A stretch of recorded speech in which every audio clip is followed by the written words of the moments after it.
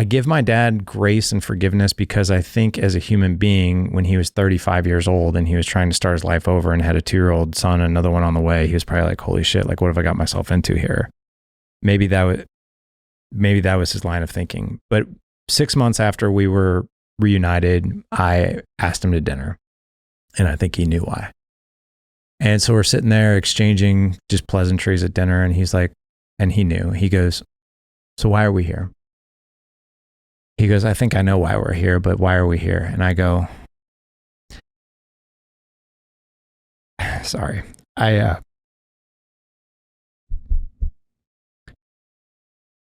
told him, I said, listen, I have a son now, because at the time Ethan was born.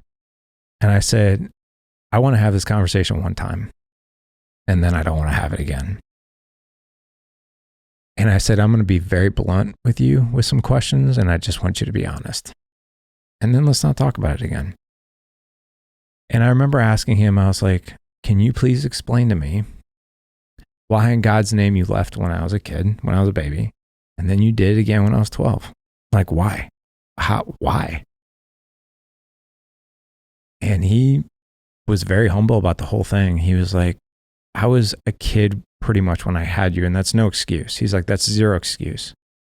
He goes, before I explain all this, he goes, I need to ask for forgiveness. He's like, and it was the worst thing I've ever done, and I did it twice. Hey guys, if you missed out on the last conference in Nashville, Tennessee, you don't want to miss out on the next one. It's April 28th through May 3rd, Orlando, Florida, the Gaylord Palms Resort and Convention Center. You made a mistake missing the last one. You don't want that to happen again on this one. 5 days of some of the best training you're ever going to experience packed into one event. We have an early bird special right now, $50 off. Use 24 early bird on our website, streetcop.com. Look for the conference, click the link, register today. If you want to get significantly better at this profession in 5 days, don't dare miss out on the 2024 Street Cop Conference. 111, 110.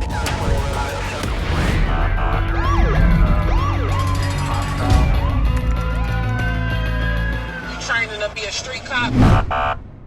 Hey guys, welcome to this episode of the Street Cop Training Podcast. I'm your host, founder, and CEO of Street Cop Training. My name is Dennis Benino. And as always, on the ones and twos, Frankie, you're actually sitting in this one, huh? Yeah, usually he sets the shit and leaves and walks out and does something else. But today he's sitting with us because we have an in-person guest, Larry Hagner, from the Dad Edge Experience. It's a well-known podcast. He's got a lot of significant guests on there. I was watching your Matthew McConaughey interview this morning while I was pooping. And in my head the whole time, just like, all right. I'm glad we keep you company. Bro, thanks for coming in. You are one of the few podcast guests that has flown in and opted to making a trip out of this whole tri-state area experience. And so thanks for being here, and tell us who you are and what you do. So I'm first of all, I'm a husband and a father. I'm celebrating 20 years of marriage with my wife, Jessica. I've known her for 20, I think it's as of today, as we're recording, this is year 27 that I've known her. So we met in college. I am the father of 4 boys, 17, 15, 9, and 7. I jokingly say this, even though my oldest is here in studio with us today, that a lot of people have asked me, what's it like raising 4 boys? And my answer really hasn't changed. It's literally like, just imagine you're at a fraternity party where everybody's drunk and nobody wants to sleep and there's piss everywhere and you just never leave. That's my home, but in the most loving environment possible. Yeah. With a lot of humor. Oh, they're fucking funny, dude. Yeah. But also the founder of the Dad Edge podcast, also our community, the Dad Edge Alliance, we call it, and been doing that now doing the podcast now for it's going on 9 years. And our community has been since 2016. And it's been awesome, man. It's been quite a journey. It's been a journey of absolute 100% grassroots learning. And that's what it's all about. And you look young. You talk about 27 years. You know your wife. How old are you? How old do you think I am? I'm going to do math now. Yeah. So I'm going to say 45. Okay. Well, I'll take it. If I didn't tell you the years, I'm just curious. Like, what would you think? I mean, you look younger than you actually are. Yeah. You could probably get away with 35. That's what he says all the time. Yeah, 35 you get away with. If you probably shave the facial hair, yeah, you'd be all right. I'm really a baby, man. That's what I'm saying. That's why I keep it off, brother. Yeah. Yeah, like people think I was happy to receive a compliment from one of our guests who is basically like a biologics doctor. And he's like, via Zoom, I could say that you're at least 10 years younger than you actually are. Yeah. Biologically. So if we came here and we ran you through the tests and did all the work on you, he's like, you're probably 10 years younger than your actual age. Yeah. Biologically. Yeah. So, But I'm 48. I just turned 48. I guess you guys were how old when you met? So she was 18. I was 21. Attaboy. And it was, oh man, I'll still never forget the first time I saw her. I did the really, really, like, the funny thing is out of, people that I dated in the past before her, I was the least smooth and had the most face plants with her. Shit. Of all of them. So it was kind of fun. Like? So, when I was in college, so I was a sophomore, she was a freshman when I met her.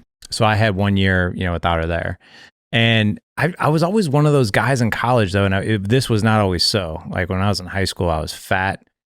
I had no girls ever like me at all, like ever. And then I lost weight when I was a junior and that kind of thing. But after a while, I was like, man, I went through so long of like girls not liking me, think I'm gross and disgusting and like this fat slob, that when I lost weight, I became like confident. And I was like, you know what? I'm not going to waste any more time. If I'm interested in a girl or if I like a girl, I'm going to go up and talk to her, like, and just do that. And I struck out a lot, sure. But I also had a good amount of dates, but I would just confidently go up to girls and introduce myself and that kind of thing. With her, it was the opposite. I saw her all over campus, man, for like 3 months. And we lived in the same dorm room. So like we would be in the elevator together every day. And I would just be like, I'd be like, okay, yeah, today's the day. Today, I'm going to talk to her. Today's the day. I would never do it. And then all my friends would be like, Hagner, like, come on, man. You ever going to talk to this girl? Like, so finally, I'll never forget one night I was heading to the fitness center and it was in the evening. And I'm in the elevator and the doors open up on her floor and she comes walking and it's just her and I. And I'm like, oh my God, it's that girl. It's that girl. Like, I'm sitting here like, it was like literally like in the movies. I'm like, like trying to like, should I say something? Should I not? And then she talks to me and she's like, so where are you headed to? And I was like, I'm actually going to the fitness center. Where are you going? And we could tell like she was in workout clothes and so was I. And she was like, I'm actually going for a run. Do you want to go for a run with me? And I'm like, and dude, I hate running, like with a passion. And I was like, I would love to go running. Let's go running. Oh. She ran track and cross country. So she was in good shape. Dude. You were a fucking putz. Oh, I was like dying. Like, I think she even joked with me. She's like, I thought you liked to run. I'm like, I do, just much shorter distances and not as fast or really ever. Right. So, but the funny thing is I was dating somebody, she was dating somebody. And then that one night of running turned into like, kind of like we started like hanging out. Like, we go grab lunch the next day, walk to our class the next day, like just sort of like lingered in the same orbit. And dude, it was like 3 weeks, man. 3 weeks of like, it was driving me crazy because I had my eye on her for months. And I was like, does this girl like me? I could not tell. Does this girl like me? I don't know. And I know she's dating somebody and I'm dating somebody, but we're kind of hanging out. Like, and then the very first time I ever kissed her, this was actually a speech at my best man, or a speech at my wedding from my best man.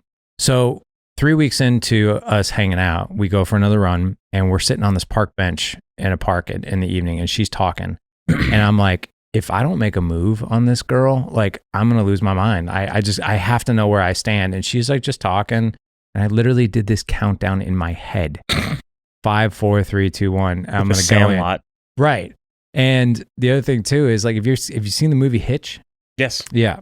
So where Kevin James goes 90 and 10, like, so I just grabbed her and kissed her and she didn't kiss me back. And I'm like, oh, and then she started laughing and I'm like, oh, this is beyond humiliating right now. And then she like grabs me and kisses me back. And I'm like, all right, now I'm confused. Like, what's going on? She's like, and she's just laughing. She's like, that was the funniest thing I've ever seen. I'm like, why? And she's like, I'm like right in the middle of talking and you just come like barreling in, like your lips puckered up, your eyes closed, like just like Kevin James. I'm like, oh my God. So when we saw that movie 10 years later, we're in the theater watching that movie and that part comes up and she just starts dying laughing. I was like, what's so funny? She's like, that was it. That's what you look like. And I'm like, oh my God. So like just, it did not have the smoothest start, but here we are 27 years later. Did you find out later on that she had the hots for you too? Yeah, she did. Okay. Yeah, I had no clue. She still is. Like, I mean, he'll tell you, like, mom has like a poker face. You could bring her to Vegas and you won't know what cards are in her hand. Poker face RBF though, maybe a little bit. Oh, big time. Yeah. She jokes about that all the time.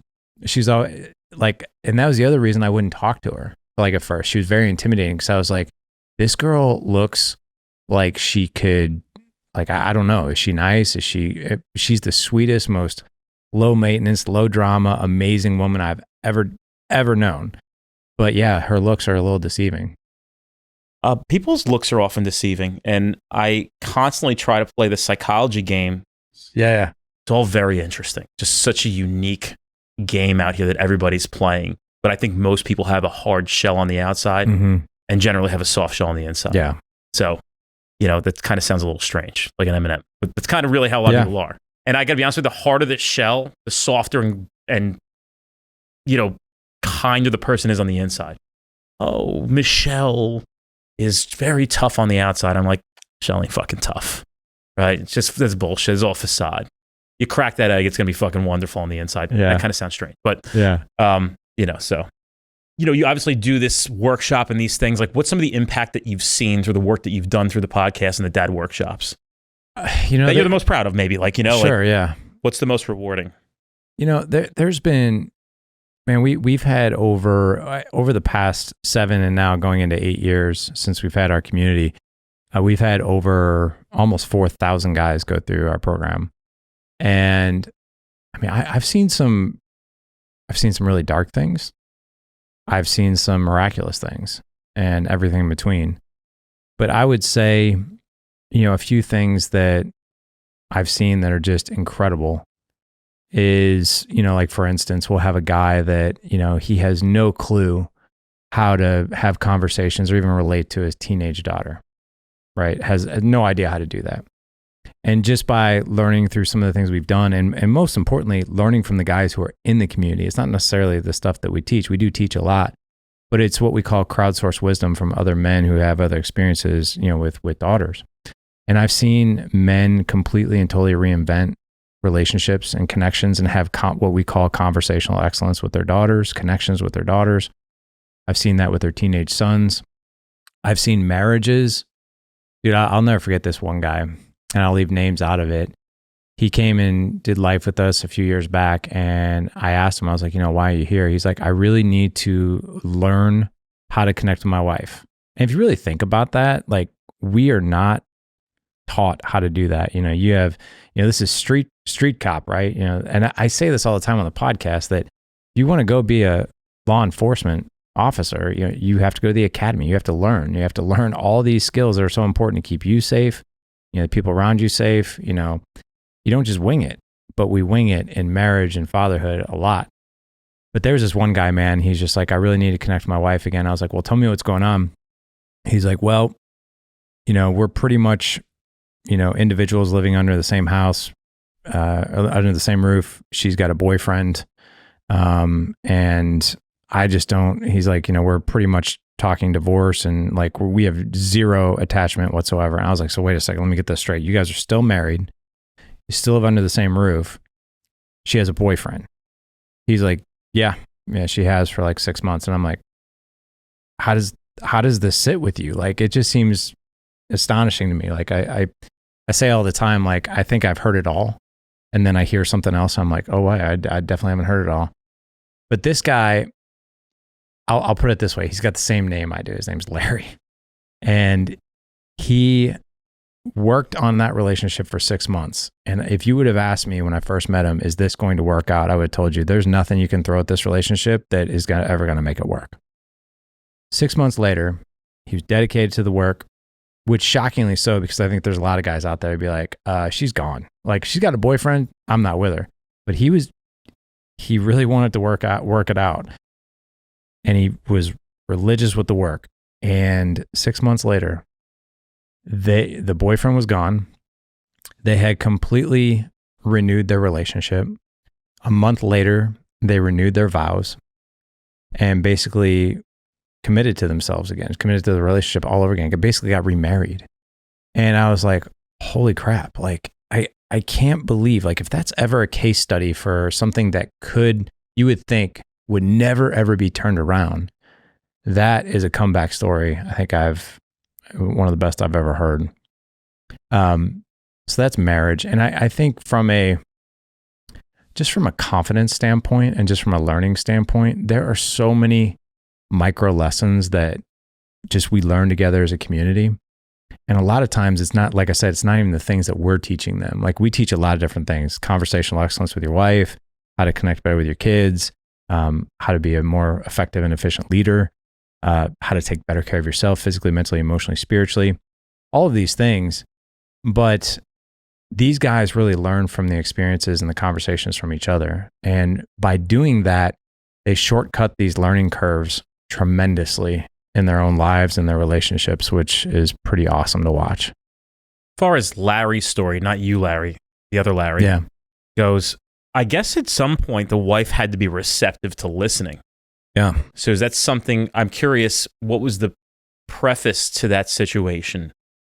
Who disengaged from that marriage? Who walked away? Because in a marriage, both people have to want for it to work.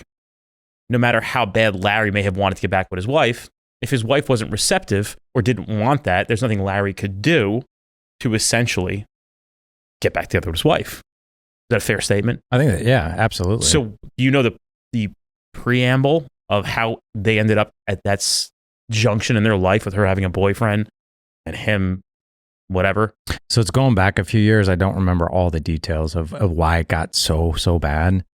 All I know is there was probably, from what I remember, there was a big part of her that just wanted connection from him. And if you really look at marriage and the difference between men and women, I mean, the way we communicate, the way we connect, a lot of times in relationships, we feel that we're speaking French and she's speaking Chinese. Like, we're literally speaking two different languages. And there's actually studies on couples that stay together, and I'll share those with you. So, Gottman theories? You're talking about Gottman books? So I think some of this does come from Gottman, but everybody knows the divorce rate's 50%. What people don't know is the 50% that stay together are actually divided up. If you look at statistics and surveys, they're actually divided up into 3 equal camps. So 33%, 33%, and 33%. 1/3 of couples that stay together actually identify their relationship as like, hey, it works. Like, it's great. Like, I love her. She loves me.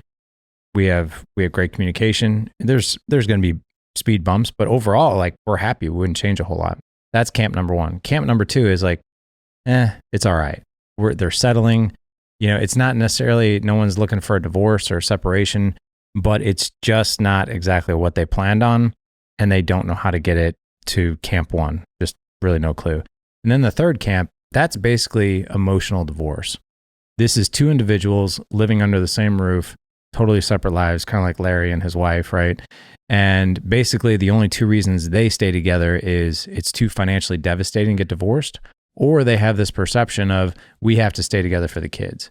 And I think if you're in camp 3, personally, and this is just my opinion for what it's worth, I'm not a fan of divorce, but I'm also not a fan of like, well, we have to be miserable and dislike each other, and the kids will see this relationship play out because we're sticking it out for them. And if you really think about our kids, they have a front row 3D movie, and they are watching every single move that we make as a married couple.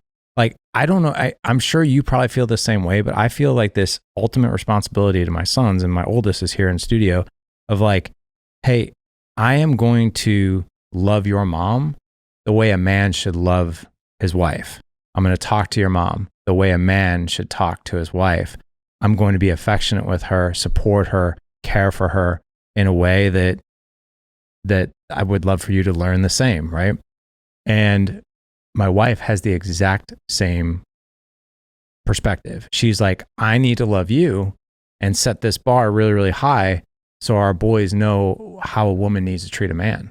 Because it's great if they know how to love a woman, but they also have to have a tolerance for what they're willing to put up with. Mm-hmm. And she's like, and it's my job and my duty to show the boys, like, this is how you receive love. This is how a wife should love her man. So I think that if you're in camp number 3 and, and I know this is probably not a popular thing and it might trigger a lot of people, but if your perspective is we got to stay together for the kids, I think you need to take a good look at that. You either need to fix some things because you've got eyes that are watching you, or maybe it's time to move on. I don't really know. People end up in camp 3 often because of financial constraint. No question about it. Yeah. And so I think that there is this fear in many people's parts of disturbing their children's lives. And so I'm always curious about this stuff. Got a lot of therapists on the show. We're friends with a lot of therapists. And we had somebody on not too long ago. One of our 5 typical therapists on the show. And there are people who have faked it until the kids got old enough to handle it. And then those kids were better for it. And then half of it was those kids were worse for it because they felt like they've been lied to for so long. So, life's interesting when you're facing challenges of what's the best decision at this time for this situation. But, I certainly don't want people who are listening to this podcast to have false hope or to think that maybe the situation that you're in has been categorized by this one conversation, when I would suggest and imagine at least that the complexities of each situation must be vastly different in every single way.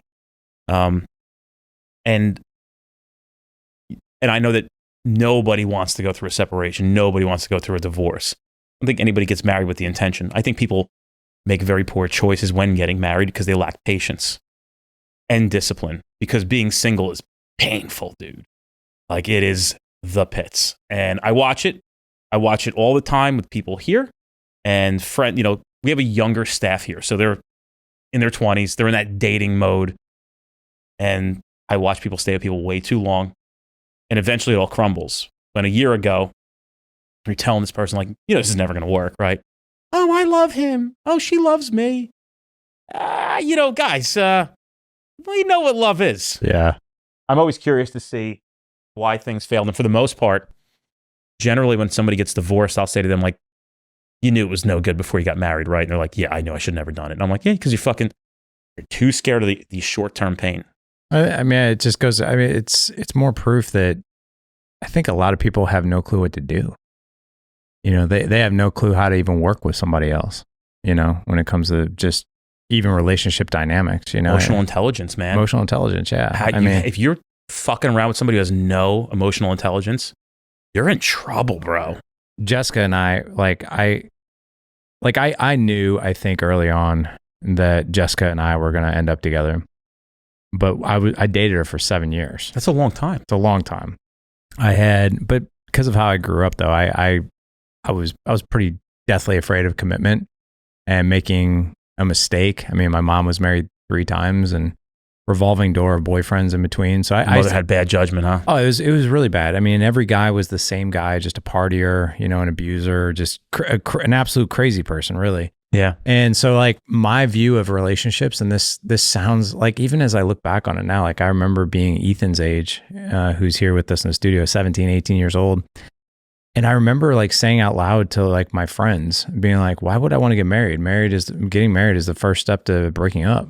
Marriage is the first step to divorce. But the thing that I appreciate most about my wife is that she was not raised with that silver spoon whatsoever. She comes from a blue collar family, 2 younger brothers. She grew up on dune buggies and dirt bikes.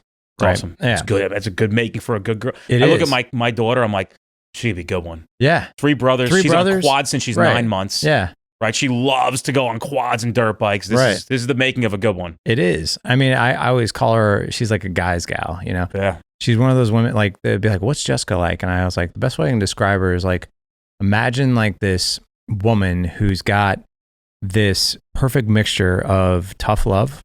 Because, I mean, the boys will tell you, like, yeah, we don't mess with mom. But at the same time, she will love on you, tell you how great you are, like support you. She'll be at every game. Like, I mean, she is a good mother of boys.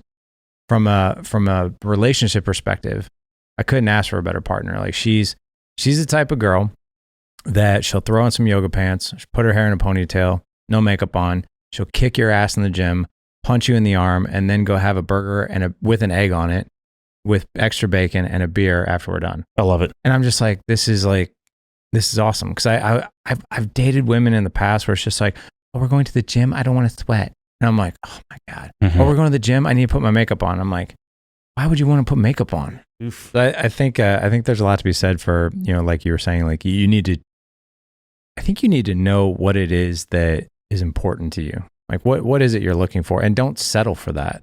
I think you're right. A lot of people do settle. They're impatient. They don't necessarily want to go through the trouble They of do the hard work. Yeah, they don't want to lose the weight, stay fit, right? Because like when you stay fit, lose weight, are better looking, you're gonna open up your options more. There's no question about it. You see the divorce bodies, right? You see a dude, you're like, whoa, dude, you're looking fucking jacked. What? Like, yeah, no, I got divorced. I'm single again. I'm single again, yeah. right now. I'm out like hooking up with 23-year-olds, and I'm like, you look fantastic. Got rid of the beer belly. I actually thought about this in the shower because as I was shitting before right, and listening to my podcast, I'm like, yo, honestly, I bet you, I'd probably give this advice to people. The likelihood that you met your soulmate in the first few times that you've dated a girl is so fucking nil. Mm-hmm. And so I don't think people really know and can discern what being in love is versus what loving somebody is. And I would argue that most of you love your partner, but most of you aren't in love with your partner. I think love is a verb. It's the actions you take, and yeah, it's a feeling as well.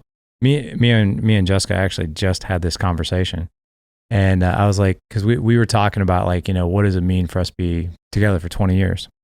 Because if you ask either one of us, together and separately, like we'll both tell you that we love each other now more than we did. It gets better and better. It gets better and better. I'm sitting here thinking like, I don't even know how this has really happened. But if I really look at the breadcrumbs, like just things that I've learned doing what I do, and her being a really patient woman on top of it,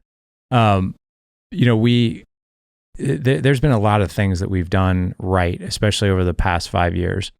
But I asked her, I was like, everyone says love is a verb, and the feeling of love drifts away. And I said, well, what do you think of that? And I told her, I was like, I have my opinion on this. I'm just curious what yours is. And I didn't tell her what my opinion is, but I'll tell you. I told her after she told me. And our views of it were the exact same. So we both agreed that love is a verb. It's the actions you take. It's the things that you do selflessly. But it's also a feeling that accompanies with that. And a lot of people will be like, well, I just don't feel like we're in love anymore. And I'm like, well, then sometime, and I'm saying with every relationship, I notice, and so does she, that the feeling of this in love thing tends to diminish a little bit if we're not both putting in very intentional effort to love the other person. Mm-hmm.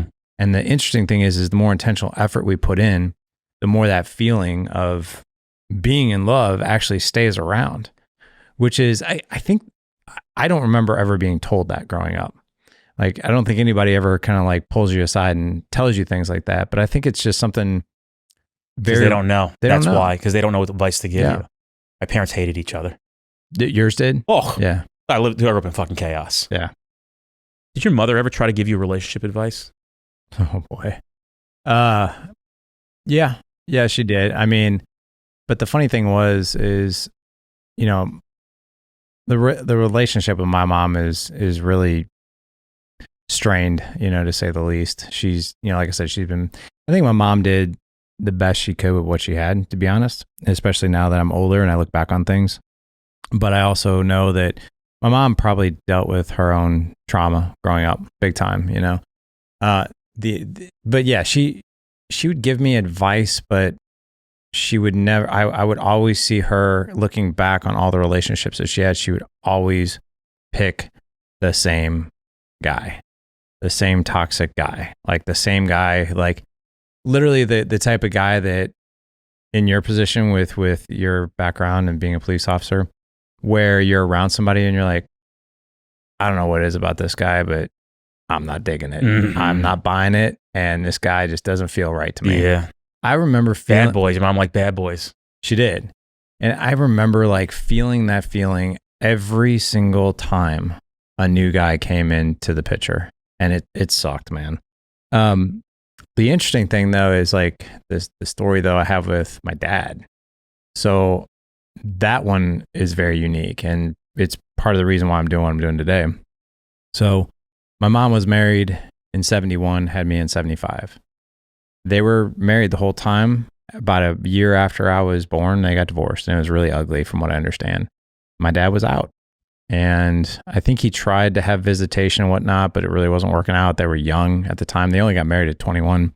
Probably like very emotionally unintelligent, can't communicate with each other. He was 25 when I was born. That's so crazy. Like, and he was former military, and so he, I had. You didn't choose that, right? That's just how you were born, right? Yeah. You don't get to choose your parents. It's fucked up. It is, but my dad, I mean, I think he did the best he could with what he had, which wasn't much at the time, but they got divorced, and I have no recollection of him whatsoever. I mean, I remember being 4 years old, and the very first man that I remember coming into my life was 6 months later. He was my stepdad, and then he adopted me. But I literally remember being. Did your mother divorce that guy too?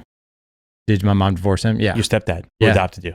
Yeah, who adopted me. That's gonna be a fun fucking roller coaster ride. It was pretty crazy. But here, the funny part is though, is I remember being 4, and I remember knowing what a dad was because my friends their dads would come pick them up for preschool. So I knew what a dad was. We didn't have one. Didn't bother me. In my mind, moms went out and found dads, and my mom hadn't found my dad yet. That's literally, I thought I miraculously appeared, and that's how it happened. And dude, I'll never forget the very first time my mom brought this guy home.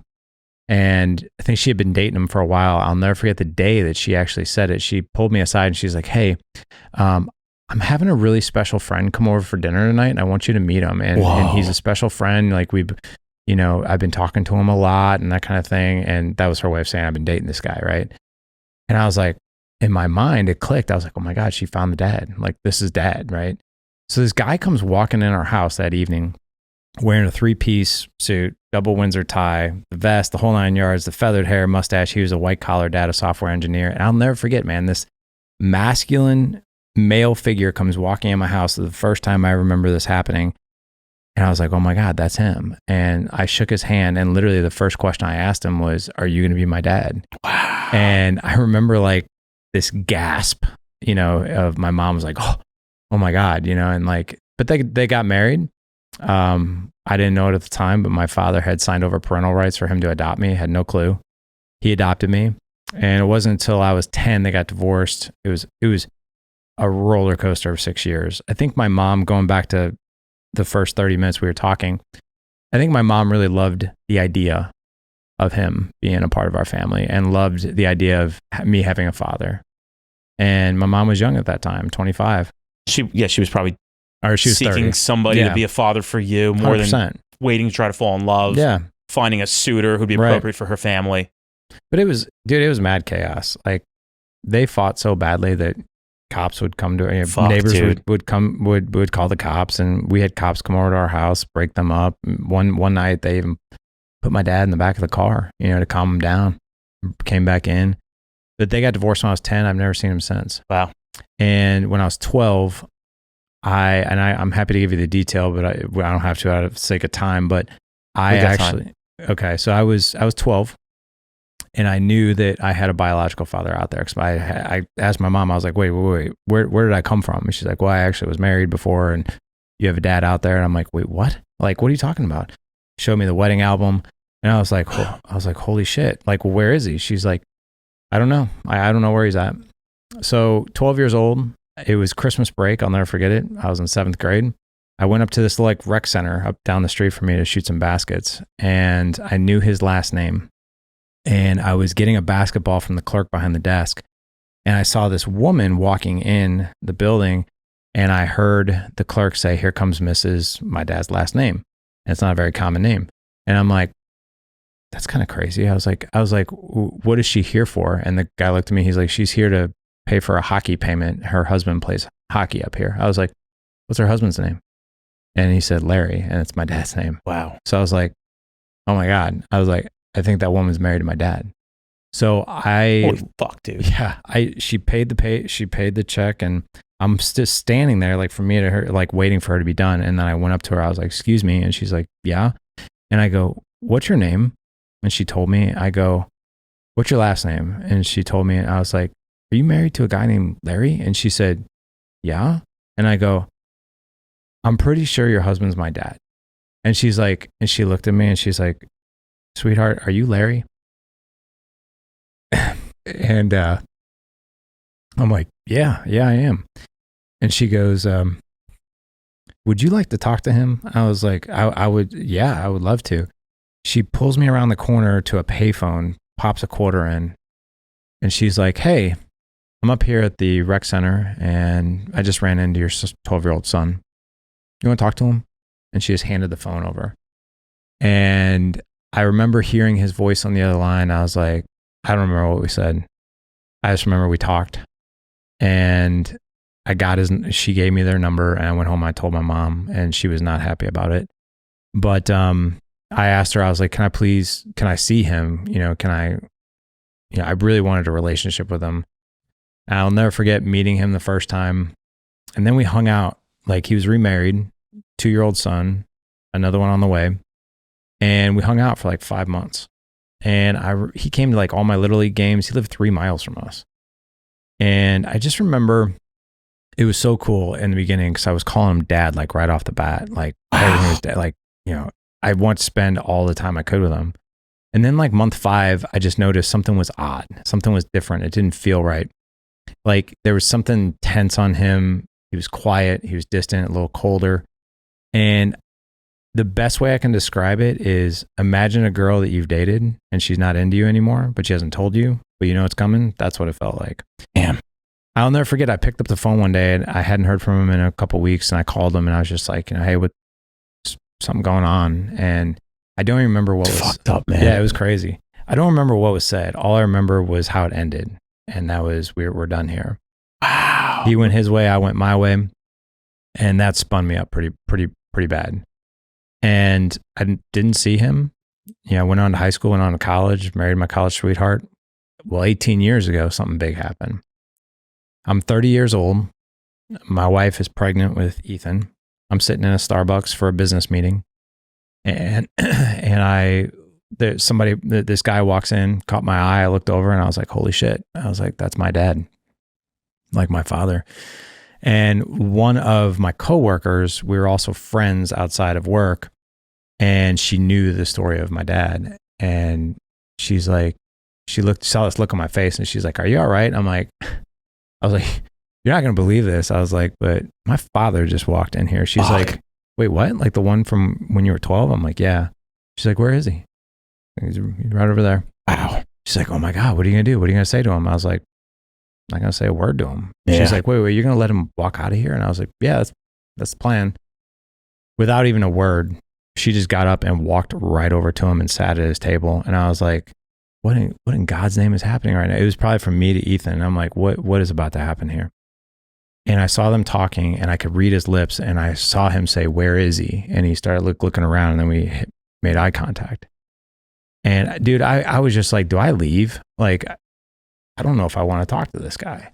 He gets up, comes over, shakes my hand.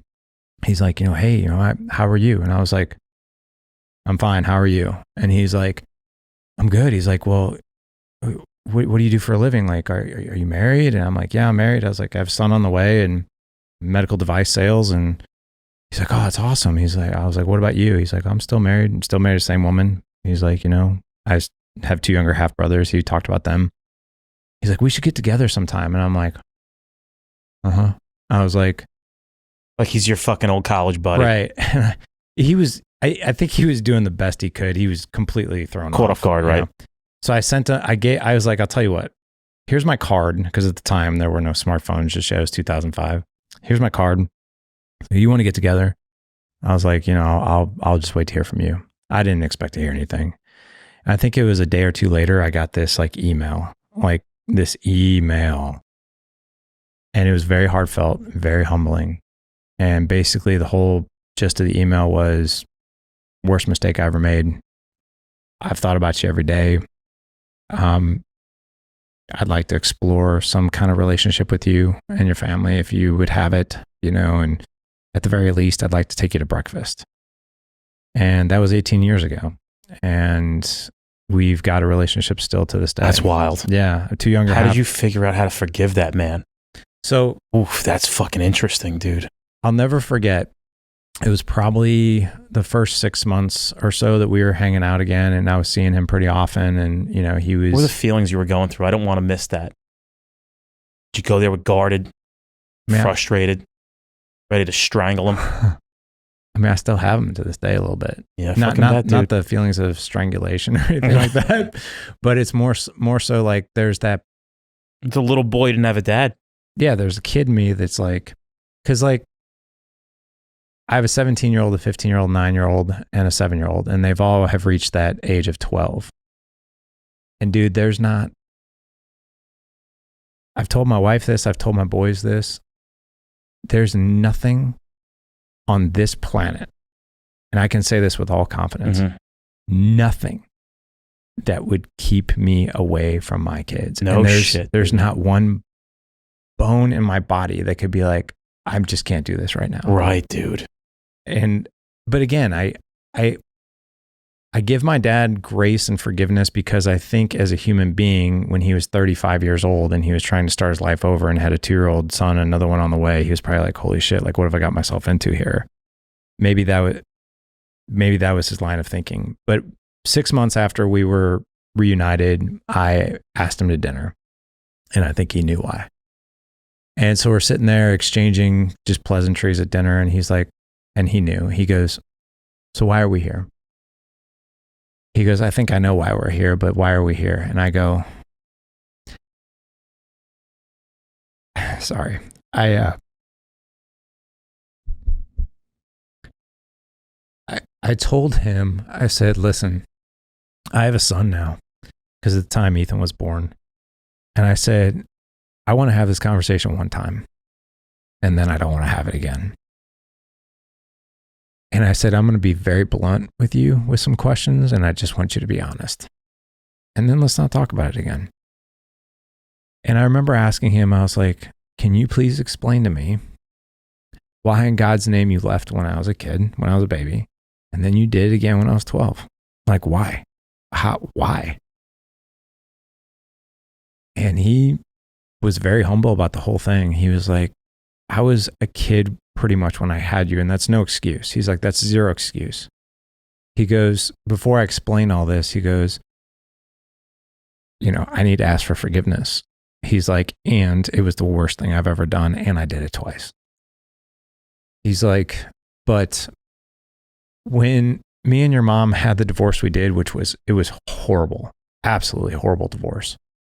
He goes, I would come and pick you up and want to spend time with you, and you didn't want anything to do with me. Like, you were like this little bitty guy, and you just wanted your mom. And he's like, and I felt like every time I took you away, like it was like horrible for you. He's like, you know, so I stopped coming around obviously as much. And then your mom was really pressing me to sign over parental rights to your stepdad, which that was the darkest day of my entire life when I did that.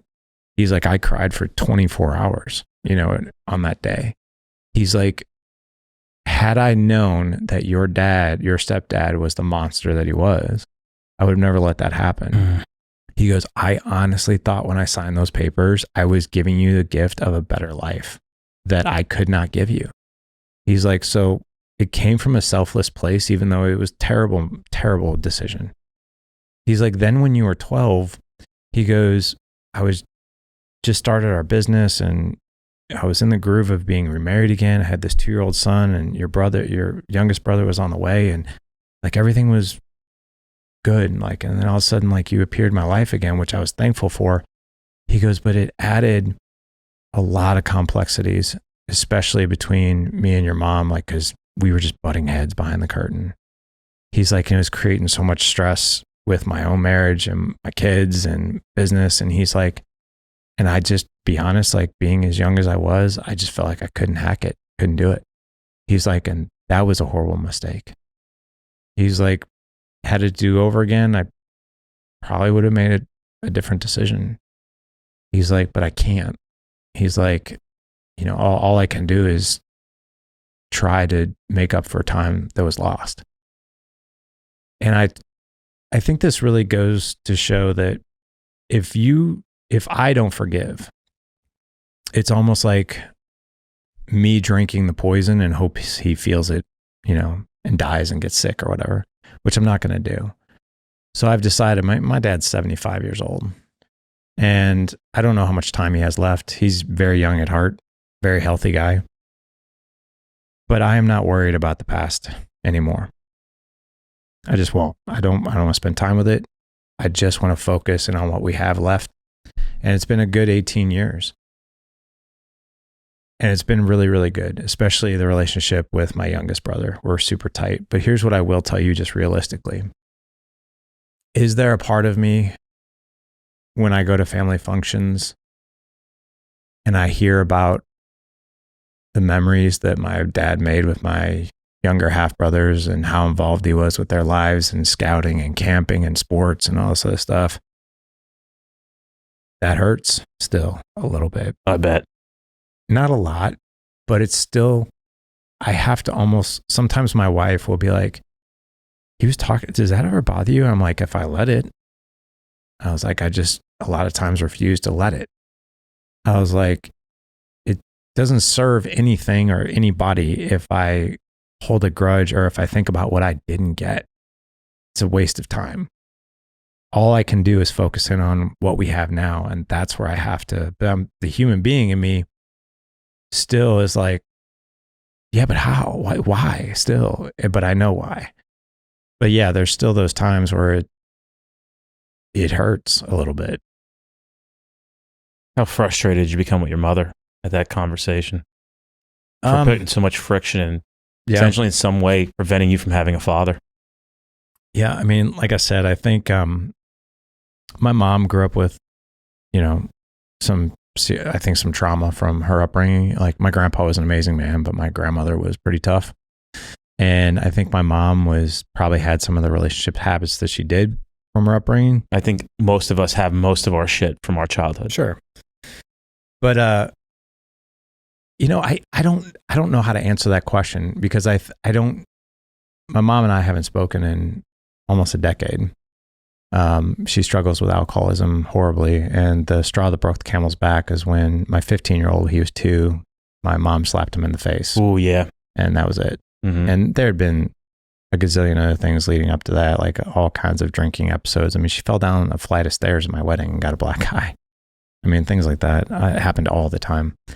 But, I think my mom, there was a part of her that I think was selfish about it. Yeah. Like, I don't want you to have this relationship with him because I don't like him. Right. But I also think that wanted to punish him a little bit. Yeah. Right. But I also think that she was also being mama bear a little bit. Like she knew how, I think, toxic that relationship was between the two of them. And maybe there was a part of her that was trying to be protective at the same time. But I think it came from a selfless, but also maybe a bit of a selfish aspect as well. Hey guys, follow us on all social media platforms to include Instagram, Twitter, Facebook group. We have so much information going out every single day, and we don't want you to miss out on any of that stuff. So check it out. Go give us a follow. People have a hard time understanding how somebody could not talk to a parent. And I experience this a lot because I think a lot of people, I would even say a far majority of people, have wonderful relationships with their parents. But there are select few that have to make a tough decision and know that they'll be judged for that decision as a child because morally, you should be still taking care and talking to your parents. They're your parents. That's complete horseshit. And I am one of those people as well. I had to make that decision as well. I will not go back. I'm actually starting therapy again today. Which I haven't gone for like 4 or 5 months. That's not a brag. I had a lot of stuff licked, and then I need to go address some new shit because I'm glad that through some of my therapy work over the past, I went for about a year. No, not even, maybe like 6, 7 months. But I was able to acknowledge some real concerning behavior. I don't mean in the sense of like I'm like robbing liquor stores. I'm like, this is not typically Just banks. Like yeah, just banks. But I'm saying like this is not typically my MO. And I'm doing things that I'm like, that's weird. That's not who you are. Why are you doing that? So even so, my therapist has been like, hey, do you want to go into that? And I'm like, nah, for me, that's not a place I'm willing to go right now. And I have no interest in it. To be honest with you, my life is just much easier without that. And unfortunately, there's still a lot of ties and I just can't escape it in some sense. So yeah, man, it's like, I hear you on that. I was curious what the deal was with your mom. Yeah. I mean, that's pretty much the deal. How have your kids accepted the fact that their grandmother's not in the picture? You know, they don't really ask a whole lot of questions. Yeah, it's a shitty thing, man. I wish I could change it. I do too. I wish I had a great grandmother and on either side of the family, because they got a shit deal right across the board. Yeah. My kids. Yeah. They come from fucked up parents. That's a tough situation. They pretend like they do. Yeah. You get a FaceTime at Christmas. Right. $10 check in the mail. Right.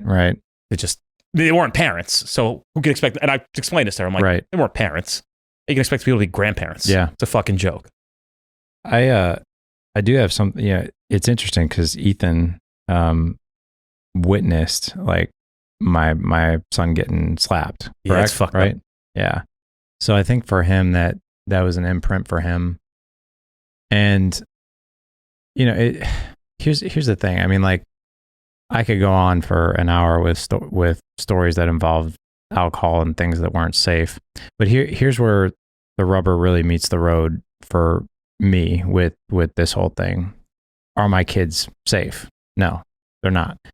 My mom was arrested for driving the wrong way on a highway, drunk. I don't know, it was like 12 years ago or something like that. But anyway, like I sit there and I think about, like, because I'll tell you, I mean, there's a part of me that's like, I harbor guilt, right? Yeah. My stepmom tells me, she's like, unfortunately, it's the cross that you have to bear and that you have to feel, and you have to carry that guilt to protect the people that you love. Because there's always a part of me that is just like, well, man, like, am I, you know, how cold am I, or like, how horrible am I? But here's where I'll tell you where I sleep better at night. If something, like, let's just say I brought my mom back into the picture, mm-hmm. and something catastrophic were to happen. She got behind the wheel with my kids in the back seat and had too much to drink, or there was another episode or something like that, or she fell asleep while something happened. I would never, ever forgive myself because I knew better. Yeah. And that's where I sleep better at night, because I'm like, well, wait a second.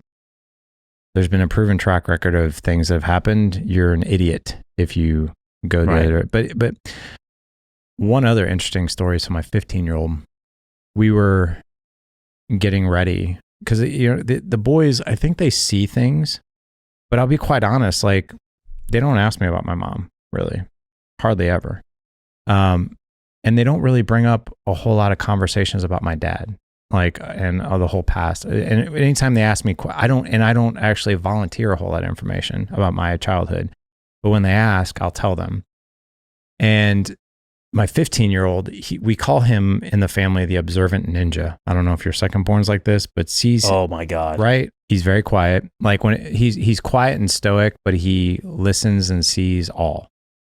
And he won't ask usually something heartfelt unless he's really been gelling on it for a while. No shit. So we were getting ready. This past Christmas, we were getting ready to go over to my dad's house for Christmas. And every now and again, like, you know, he'll come up with a question that I know, I'm like, oh, wow, you've been thinking about this one for a while. And he's like, hey, can I ask you something? And he doesn't normally say that. I'm like, yeah, what do you got? And he's like, so we're going over to your dad's, right? And I'm like, yeah. And he goes, you like going over there? And I'm like, why do you ask? And just the fact that he asked something like that, because he doesn't, and I'm like, why do you ask? And he goes, I don't know. He goes, something I've been thinking about lately. I was like, well, what have you been thinking about? He goes, I just think about, like, the whole thing of, like, you know, the whole history of it. And he's like, I would never forgive you. Like, he obviously been thinking about this for a while. And I was like, well, tell me more about that. What do you mean? And he goes, if you leave, I would never forgive you, ever. Like, I would never speak to you again. In fact, I'd probably be so pissed that if I were to run into you, I'd want to kill you. And I'm like, it's fair. He's like, so do you like going over there? And I'm like, it's fine. I was like, I can understand at your age why you feel that way. I was like, And is there a small part of me that has animosity? Sure. I was like, but the older I'm getting, I was like, you know, forgiveness is a gift, and that's the wave I want to ride with this relationship. I was like, nobody's perfect. I tell my boys this all the time. Luckily the boys, they compliment me a lot, and I think a lot of it is undeserving. But like Ethan would be like, you know, you're an amazing dad. I'm like, not so fast.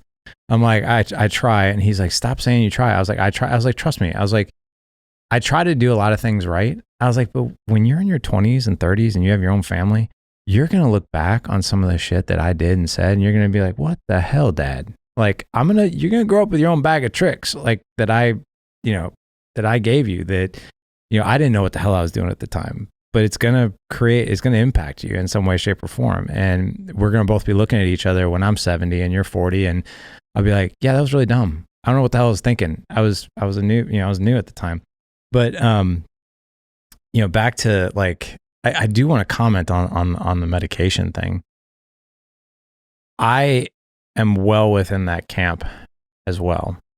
You know, Ethan and I have talked about this quite a bit. You know, when he was in 4th grade, we had him on a medication for ADHD, and that was because our doctor really pushed it. We weren't on board. It took us probably a year before we were like, okay, we'll try it.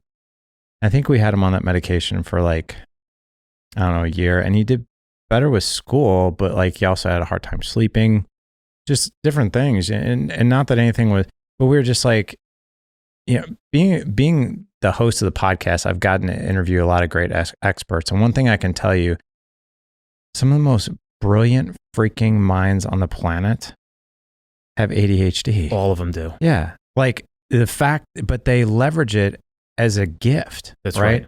They can think differently. They can think faster. They can think multiple different angles that someone who is in a binary, box, right? Yeah. In a box thinking about social studies, and this is all I'm doing. And yes, I have an A on this report card, but I can't even hold a conversation with somebody. Right. So, you know, we're not on board, and I'm not saying this is for all parents. This is just for us. So take it with a grain of salt, but I don't necessarily buy into like, let's medicate our children so they fit into this box of school. And on top of that, like, it's a fucking failed box. Every teacher that I'm friends with is like, this thing's a joke. It is. The whole fucking, so they won't change it at the state. They won't change it at the government level. Right. Because then they lose their factory workers. Exactly. Well, so Ethan, my oldest, he just got accepted into this program in our county called CAPS. So CAPS is like, and it is a phenomenal program. You have to apply for it, write an essay, all kinds of stuff to get into it. But basically, he's going to be pulled out of school a half day every day. I love it. And he is going to learn business and entrepreneurship by working with other business owners. That's like, cool. So it's like this incredible community of like, we're going to teach you the life skills that actually move the needle, not polyellograms and algebra. We're going to actually, I don't even know what a polyelogram is, but like, but they're actually going to teach these kids the skills that they actually need. Right. And he went to orientation. We're really, really big. And this is where things really move the needle, I think, in real life. I've always been really big about like, when you meet somebody, shake their hands. Nice to meet you, sir. I'm Ethan. Look him in the eye, web to web. You know, like my dad, even though he was a dirtbag, he did teach me that stuff. And so did my grandfather. And the interesting thing is when the boys bring around, you know, some of their friends or acquaintances to the house, I watch how they interact. And there was one kid that I'll never forget. I met him in the gym with Ethan. Ethan introduced me. This kid was on his phone, and he literally like did this as he was on his phone and kind of gave me this wet blanket sort of handshake. And I just like looked at him, and Ethan caught it. He was like, I saw you like look at him like, what the hell, man? And the very first thing that they taught these kids were, this is how, when you meet these professionals that are going to be, you know, basically teaching you about their businesses and introducing you to their customers and their employees and all sort of stuff, and kind of like taking it, this is how you shake hands. Like, this is a dead fish. This is how you do it. Like, and he's like, Dad, I already knew it. He's like, and there were some people that had no clue what the hell they were doing. But like, just things like that. Like, I don't care what you got on your report card. You know, if you can't hold a conversation and you can't be confident in at least shaking my hand, for crying out loud. Like, I was in executive level management in medical device sales for 10 years. So I had to do hiring and firing. I always knew within the first 3 to 5 minutes, is this person sitting across from me somebody I would do I even want to spend 10 more minutes with them based on this first impression, and that goes such a long way, even though they're like valedictorian and like summa cum laude and all that other crap, right? Which I think is great, shows they worked hard, but at the same time, do you have any social skills whatsoever? Yeah.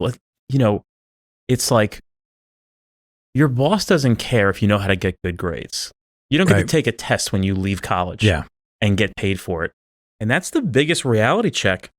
And I get such extreme frustration when parents are imposing upon these children they need to go to continued education of college, which is basically high school with more alcohol, and then leave them with a life of debt. You've ruined your kid's life on the back end of your lack of knowledge of the world, your insecurities, and you walk away just kicking the dust, wiping your hands clean. You leave these kids with $185,000, $250,000 of lifetime. And most people are never going to be wealthy enough to start kicking that stuff down and knocking it down, beating it down. And you come out and get the same job as the fucking guy who didn't go to college. What do you think is going on here? The enterprise of these colleges. It's wild. Oh man, I should introduce you to, I have a good friend of mine.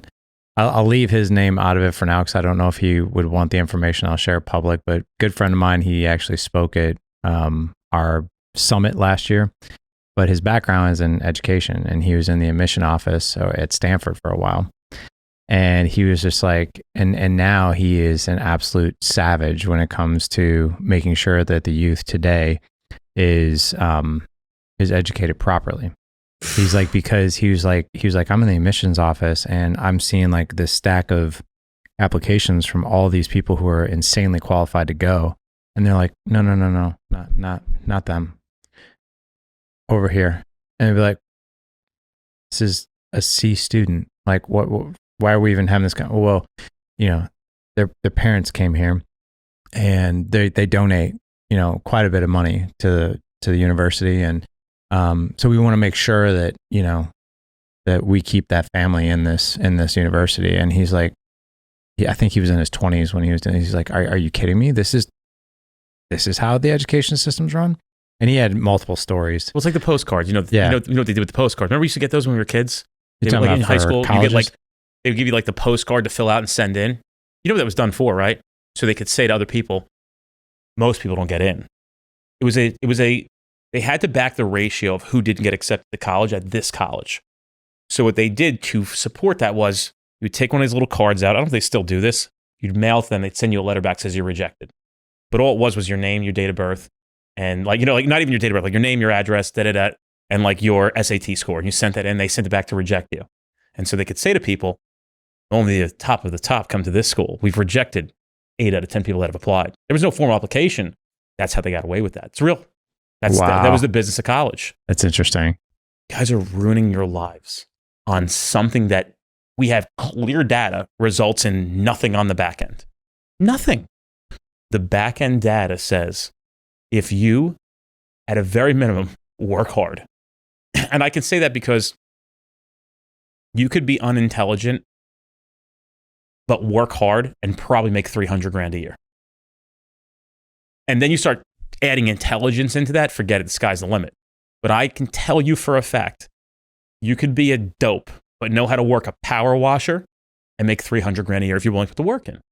I think that's where the biggest line in the sand is. You mentioned something that I think all young people should take in consideration, right? So like my son is a junior. He's listening to this entire conversation. The one thing that I wanted him to hear over and over again throughout this conversation is I think there's a few different types of people that do schooling, right? There are people that go the conventional route, right? They need that piece of paper. That's what they felt that they needed to be successful, and that's what they go do, and they wear a suit or they do whatever they do, right? Very binary, very basic people. Right. Not big thinkers. And by the way, that's perfectly fine. And if you're happy living your life that way, that's great. Right. Just don't ever try to shove everybody into that category. Right. But I also think that there is the other type of person like yourself, you know, who has a high school diploma. You were a police officer at 19 years old. You've obviously very successful, but you said something in there that separates you from other people. And that is, I am a lifelong learner. I never stop learning. I'm reading books. I'm in a podcast. Like, I am feeding my mind, like, right? Constantly. Feeding your mind to constantly be better and constantly be sharper. And I think those are the types of individuals, as long as you have that, you're going to be set up for success. Where I think where people mistaken, this is where I think people really get it wrong. Young people really get it wrong. Because they're told that, Right. too, by the way. Well, I think they get it wrong by this. They're like, well, you know, there's a guy who lives down the street from us. He has a high school degree, high school diploma, and runs it's about a $50-60 million construction company, Josh. And he says all the time, he's like, you know, no one will outwork me. Like, and I work smart, you know, and he is very successful, but he's exactly like you are. He's exactly like I am. He is constantly learning. Someone is constantly teaching him something. He's like, I need to be better. I need to be better. So there's those people. But then I think there are some people where, you know, you take young people and they see that and they're like, oh, well, I don't need a high school diploma. I just need a high school diploma and I'll be fine. While, you know, they're scrolling on TikTok for 6 hours a day. Yeah, they're and or they're on video games. And they're like, well, I don't need continuing education because I'll be successful. No, that is not you've got to bust your ass, constantly be a student, constantly be a learner, constantly be doing something that's going to bring other people value. You've got to be a workhorse. Either way, you have to be a workhorse. But this is where I think some people get it confused, is that, well, you know, I could just slough off and be successful and I'll be okay. And good luck. Yeah, good luck. And that doesn't work That's either. what makes it, people always like, hey, how's street cop training so successful? And by the way, we have our problems here. There's no question about it. But there is success. It's clear. There's no competition. Like, you know, the Dana White video is good. He's like, you want to run all over these? You ever see that clip that's been viral for a while now? He's like, bro, all these people are so fucking soft. He's like, you got a little bit of, you know, I don't know the exact verbatim, but he's like, you could steamroll all these motherfuckers out here. Ain't none of these people even. There is no, dude, honestly, in the real world, there is no competition. This is fucking life and this is business. And I'm willing to do things that you're not. Yeah. I'm just, and probably the top reason for that is because I'm constantly educating and continuing to figure it out. Yeah. And you think it's just going to be fucking given to you. So I see myself on a different play. Like, I'm playing a whole different game. I feel the exact same way about what we do as you do about this. When I tell people, you know, what I do for a living, because they're like, you make a living like doing that? And I'm like, yeah. They're like, in that space with dads? I'm like, yes. And they're like, how is that possible? And I think a lot of it has to do with, you know, probably you and I are wired the same when it comes to tenacity, I'm sure of it, right? And relentlessness. I'm like, you don't seem to understand. Like, this is so important to me. I'm so passionate about it. I will never stop. I'll never stop. Like, you cannot beat me down. You can't kick me down. My goal is to literally help reshape every freaking family possible. And I will dig my own grave doing that. Yeah. I will never stop doing that, Me ever. too. And you see these people that, like, I can't even tell you, like, and I'm sure you probably have the same, but I can't even tell you how many people want me to help them with podcasting. Like, just podcasting alone. Like, even in a different space, like, how do you get the podcast so big? And I'm like, I was like, if you look back on all my shows for the past almost 9 years, I have not missed one, not one. And I was like, and we've launched three a week. When I tell people, I'm like, listen, you can't just buy a microphone and start recording and you think that's gonna do it. In fact, I'm sure you probably have heard the term pod burn, right? Where people burn out after like 10 episodes. I'm like, listen, you have to like literally eat shit for a year. Oh, yeah. You have to Or expect, longer. right? You have to expect that this is probably going to go nowhere for at least a year and be okay with that and continue People to. are not willing. They're not. And I'm willing to do whatever the fuck it takes. Right. I had one guy, I kid you not, like, and this one floored me. Like, he invited me to come on his podcast and then he canceled an hour before the podcast. I'm in a position, luckily now, where people, you know, if I come on the show, they're not going to cancel it. But, and this guy, and he's like, hey, you know, I just wanted to let you know I'm canceling today's recording. And I was like, oh, okay, why?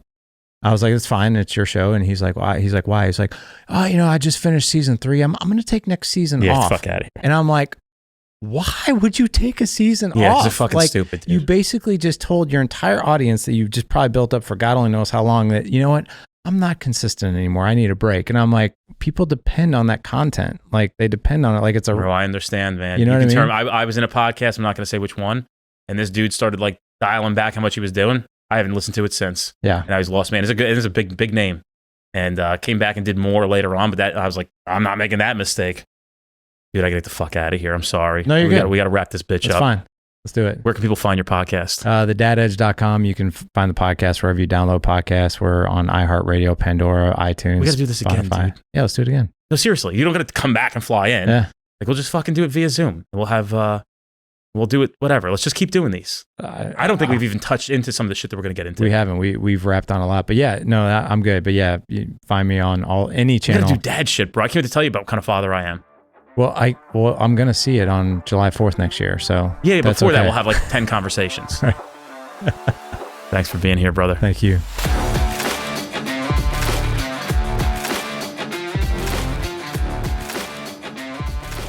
Hey guys, check out our upcoming training at streetcop.com. Don't forget, we have 50 instructors nationally teaching a variety of topics.